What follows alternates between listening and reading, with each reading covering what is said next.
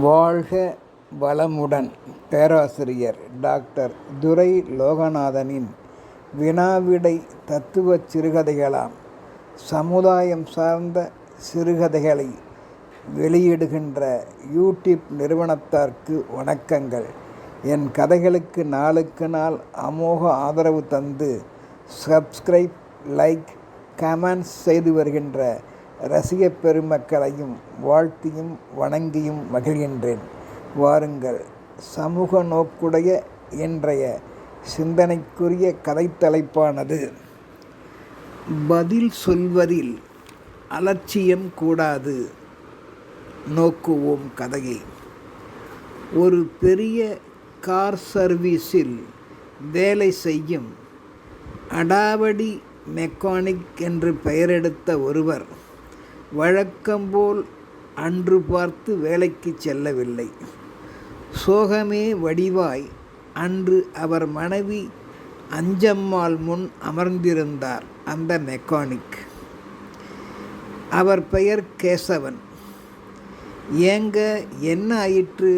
வழக்கம்போல் எங்கேனும் எவரிடத்திலும் திமிராக பேசி ஏதேனும் வம்பு தும்பினை விலை கொடுத்து வாங்கிவிட்டீர்களா என்ன என்று கேட்டிட்டாள் அஞ்சம்மாள். வழக்கத்திற்கு மாறாக கேசவன் கோபம் கொள்ளாமல் தொங்கிய முகத்துடன் கண்ணீர் வழிந்து ஓட ஆமாம் என்பது போல் பேசி அஞ்சலையின் மடியை அவன் தன் கன்னங்களில் வழிகின்ற கண்ணீரால் நனைத்தான் கேசவன். ஆமாம் அஞ்சலை, நுணலும் தன்வாயால் கெடும் தவக்கலை என்பார்கள். அதுபோல் இன்று ஆகிவிட்டது நேற்றைய எனது செயல்பாடு. எப்பொழுதும் அலட்சிய திமிர் பேச்சை குறைத்து வேலையை கவனியுங்கள் என்று அடிக்கடி எனக்கு நீ கூறுவாய். ஆனால் அஞ்சம்மா, என் பிறவிக்குணம் என்னை விடவில்லை. அதனால் அன்று நான் பொருட்படுத்தவில்லை. பட்டால்தான் தெரியும், கெட்டால்தான் தெரியும் குடி என்பது போல ஆகிவிட்டது அஞ்சம்மா எனது மெக்கானிக் வேலை. எனது வாய்கொழுப்பால் அதுவும் பறிபோய்விட்டதடி அஞ்சலை. ஆனால் நல்ல வேலை அஞ்சம்மாள், நீயும் தினம் வேறு வீட்டிற்கு எப்பொழுதும் போல் வேலைக்கு போய் வராவிட்டால் நம் கதி அரோகதிதான் என்பதை முதலாக நான் உணர்கிறேன். புத்தி வந்துவிட்டது அஞ்சலை, நீ மேலும் ஒன்றும் சொல்லிவிடாதே. இனி அவ்வாறு நடந்து கொள்ளவே மாட்டேன், என்னை மன்னித்து விடு என்று உண்மையில் தேம்பி தேம்பி அழுதவன் கண்ணீரை அஞ்சலை பெண்ணுக்குரிய இரக்க குணத்தால் துடைத்துவிட்டு, எப்படியோ நீங்களாக உணர்ந்து விட்டீர்களே, அதுவே போதும், கவலைப்படாதீர்கள் என்று நிம்மதி பெருமூச்சு விட்டவள், சரி சரி, நான் வேலை செய்யும் வீட்டின் முதலாளி சொந்தமாய் பல கம்பெனிகள் வைத்துள்ளார். அவர் காலில் எப்படியாவது விழுந்தாவது உங்களுக்கு நீங்கள் பழக்கப்பட்ட வேலையை கண்டிப்பாய் வாங்கித் தருகிறேன் என்று ஆறுதல் கூறி அவ்வாறே வேலையையும் அமர்த்தி கொடுத்தாள். அப்போது முதன்முறையாய் பொறுமையின் சிகரமான தன் மனைவி அஞ்சலையம்மாள் செய்ததை நினைத்து கேசவன் பெருமைப்பட்டான். அவனுடைய கண்ணுக்கு அஞ்சம்மாள் தெய்வமாக தெரிந்தாள். ஒருவர் இல்லாமல் மற்றவர் இல்லை வாழ்வில் என்பதையும் முதலாக கேசவனுக்கு உணர்த்தி கொண்டாள். உடனிருக்கும் மனைவியின் பெருமை என்பது அவனையும் வாழ்நாளில் பொறுமை கொள்ள வைத்தது என்றே சொல்ல வேண்டும். அப்பொழுது அவன் தன் மனதுக்குள் நினைத்தான், மகளிர் தினம் இன்று மட்டுமல்ல, வாழ்நாள் முழுமையும் மகளிர் தினம் இல்லாமல் ஒன்றும் இல்லை என்றும் உணர்ந்து கொண்டான். வேலை தந்திட்ட முதலாளியோ வாடிக்கையாளர்கள் மிகுதியாய் தற்போது அவன் கம்பெனியில் ஆகிவிட்டதால் வேலையால் கேசவனை, தொழிலாளியை மனமாற பாராட்டி, உன் பொறுமையாலும் வாடிக்கையாளர்களை நீ அன்போடு கனிவோடு நடத்துவதினாலும் தான் நம் கம்பெனியின் பெயர் என்றும் கெடாமல் உள்ளது என்றும் மகிழ்ந்து போனார். அதன் வழி கேசவனும் மகிழ்ந்தார். முதலாளி தர்மராஜுவின் இந்த பாராட்டுக்கு மிக முக்கிய காரணம் தன் மனைவி அஞ்சலைதான் என்று மனதளவில் நினைத்து பெருமைப்பட்டான். அவளுக்கு நன்றியும் சொன்னான்.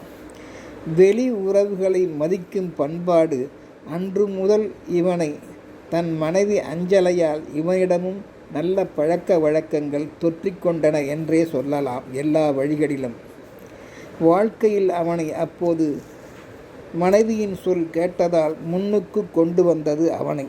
மற்றவர்களுக்கு புத்திமதி கூறி திருத்துவதும் அவனுக்கு இயல்பாகிய கடமையும் ஆயிற்று வாழ்நாளில்.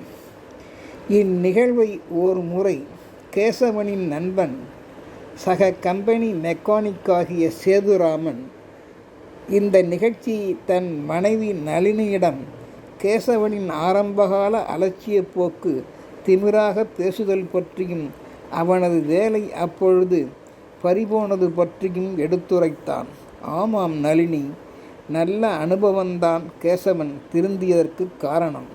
ஒரு சமயம் வெளியிடத்திற்கு கார் ஒன்றினை பழுது பார்த்து சரி செய்ய கம்பெனி முதலாளியால் அனுப்பப்பட்டிருந்தான் இந்த கேசவன். அந்த பொது இட வளாகத்தில் உள்ள காரினை நோட்டமிட்ட கேசவன் தனது சக நண்பர்களுடன் அந்த காரை பழுது பார்க்கும் தனது கம்பெனிக்கு அதை எடுத்து செல்லாமல் அந்த வளாகத்திலேயே வைத்து 10 வருடமாக ஓடாமல் கிடந்த அந்த நிறுத்தி வைக்கப்பட்டிருந்த அந்த காரின் கதவை திறந்து வேலை செய்ய பழுது பார்க்க ஆரம்பித்தான். அந்த இடத்தில் அப்பொழுது கார் திறந்த முடை நெடிநாற்றம், அதில் வருகின்ற பலவிதமான துர்நாற்றங்கள், அதில் அவன் பயன்படுத்தும் பலவித ஆசிட் போன்ற திரவங்களால் அங்கு வசிக்கும் மேல் கீழ் குடியிருப்பு அடுக்குமாடி வளாக வாசிகளுக்கு அதனால் உமட்டல், வாந்தி ஏற்பட்டது, மயக்கம் வந்தது. குழந்தைகள் ஆசிட் நெடியால் தவித்தனர். அதை கேசவன் சற்றும் எதிர்பார்க்கவில்லை. அப்பொழுது அங்கு வந்த வளாக பொறுப்பாளர்கள் சிலர், இந்த இடத்தில் வைத்து சுத்தம் செய்யக்கூடாதப்பா, கம்பெனிக்கு எடுத்து செல்லுங்கள் என்றும் இந்த அடுக்குமாடி வாசிகளின் தற்போதைய உடல் கோளாறு ஏற்பட்ட காரணத்தை கூறி அறிவுறுத்தினர். மேலும் யார் உங்களை யாருக்காக இங்கு அனுப்பினர் என்றும் கேட்டதற்கு பதிலும் உடனே அளிக்காமல் அந்த கேசவன் திமிராக, டேய் நீங்கள் வேலையை பாருங்கடா என்று அலட்சியமாக கேசவன் கேட்பவர் முகம் கூட பார்க்காமல் அவர்கள் முகத்தில் அறைந்தார் போல பேசி அலட்சியப்படுத்திவிட்டார். குடியிருப்பு வாசிகள் சும்மா விடுவார்களா என்ன? அதை கம்பெனிக்கு தெரிவித்ததால்தான் கேசவனுக்கு அவனது அலட்சிய பேச்சு, அன்றைய செயலால் வேலையும் போயிற்று என்று தன் மனைவி நளினியிடம் நளினமாக சேதுராமன் எடுத்துரைத்தாள். இந்த கதையின் விளக்கம் பொது இடத்தில் வேலைக்கு செல்லும் கேசவனை போன்றவர்கள் உணர வேண்டிய ஒன்றாகும்.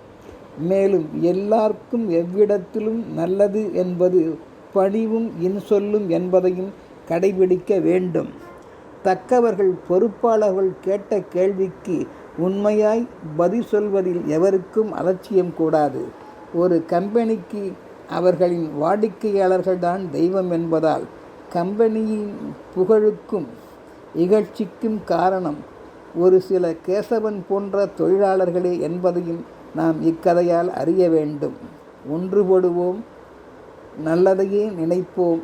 முதலாளியும் தொழிலாளியும் சேர்ந்து மகிழ்ந்து இருந்தால்தான் அந்த இடமே சிறக்கும் என்பதையும் அறிவோம்.